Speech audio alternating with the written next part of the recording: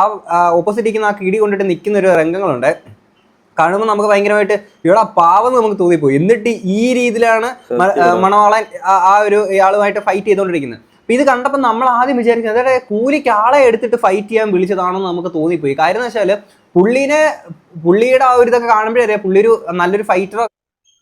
Down ആയി കഴിഞ്ഞാൽ fighter opposite enemy down ആയി കഴിഞ്ഞാൽ പിന്നെ ദേഹത്തോടാൻ പാടില്ല. അതാണ് റൂള്.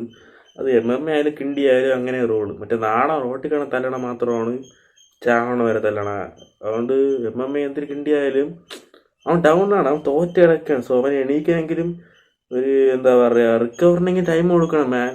ഇതൊരുമാതിരി അവന്റെ കിണ്ടി അടിക്കണം കാര്യങ്ങളൊന്നും അല്ല. എന്നിട്ട് അയാളുമായിട്ട് ഫൈറ്റ് ഉണ്ടാക്കിയിട്ട് ഭയങ്കര ഷോയുമേല. ഇനി ആ അടി കൊണ്ടേക്കുന്ന അല്ലെങ്കിൽ ആരുമായിട്ടാണോ തല്ലുണ്ടാക്കി പുള്ളി പറയുന്ന കാര്യങ്ങൾ നമുക്കൊന്ന് കേൾക്കാം. ഞാൻ 3 മാസമേ ഉള്ളൂ MMA സ്റ്റാർട്ട് ചെയ്തിട്ട്. അപ്പം ഇത് എന്റെ കോച്ച് പറഞ്ഞു സ്റ്റേജ് ഫിയർ ഒക്കെ മാറല്ലേ, ഒന്ന് വാ ജസ്റ്റ് കണ്ടു നോക്ക്, ഇതൊരു ജസ്റ്റ് ഒരു മാച്ച്. അങ്ങനെ പറഞ്ഞിട്ടാണ് നീ റിംഗിൽ ഇറങ്ങിയത് അല്ലേ? ഇറങ്ങിയത്. ഇങ്ങനെ ഇതെടുത്ത് യൂട്യൂബ് ഇടും കോപ്പ് ഉണ്ടാക്കുന്ന അതും ബ്രോ നമ്മുടെ എന്റെ സ്പെഷ്യൽ കാറ്റഗറിയാണ്. കാരണം എനിക്ക് 30 വയസ്സുണ്ട്. ജീവിതത്തിൽ ആദ്യമായിട്ടാണ് ഒരു MMA ഇതിന് ഇറങ്ങുന്നത്. കാണാൻ വിളിച്ചോണ്ടോ നമ്മ